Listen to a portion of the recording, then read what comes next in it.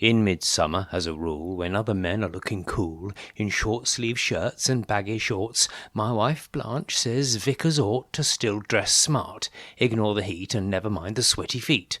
But every Sunday it's the same.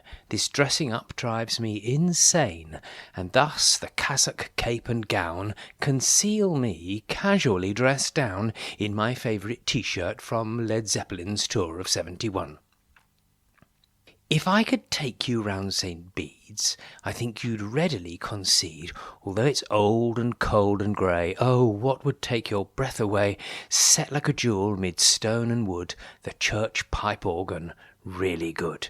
Multi-manuals, nothing grander, golden pipes of plumbing splendour. When it's playing there beside you, praise and worship right inside you, heaven's songs resounding through us, joyful and mellifluous. The secret of the organ's power is buried neath the church bell tower, deep in the crypt so no one knows, piped through the floor in flexi-hose, pumping the air to get that bass, is a jet from British Aerospace. But what has all of this to do with Vicar's vestments? I'll tell you. Pentecost Sunday last week, it was so hot I thought I'd sneak the thinnest clothes that I could wear in place of clerical underwear. In retrospect, 'twas rather dumb, recounted until kingdom come, no doubt. So later in the service I've announced we'll sing hymn 65. The choir master's baton's raised. What happens next? You'll be amazed. The organist pulls all the stops. The choir master's baton drops. Verse 1. Then verse 2, crescendos, rattling the stained-glass windows. As the choir sing verse 3, I feel that wind blowing through me. When the organ played verse 4, I was lifted from the floor by a gale of storm force 10. I hung onto the lectern, then, like a striking cobra, rose the disconnected organ hose.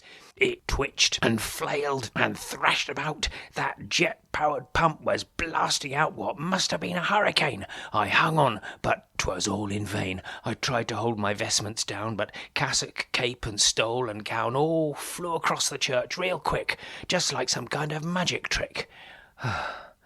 I'm still the vicar. You're surprised? Amazed that so far I've survived? Well, God always looks upon the heart. Ignoring, then, the work of art that I presented outwardly for all those on that day to see. I had a worn-out T-shirt with some tins of Campbell's soup on. I had some Caribbean boxer shorts I'd bought in Guadeloupe on. They drooped across one hip because of washed-out loose elastic, and Blanche's floaty satin slip was not ecclesiastic. Awaiting a response there in my one yellow welly, conflating Andy Warhol and Sandro Botticelli, what struck me was the thought of all the dignity I'd lost, the mighty wind reminding me of that first Pentecost. And then it dawned on me there'd be also tongues of fire, the parochial church council demanding I retire.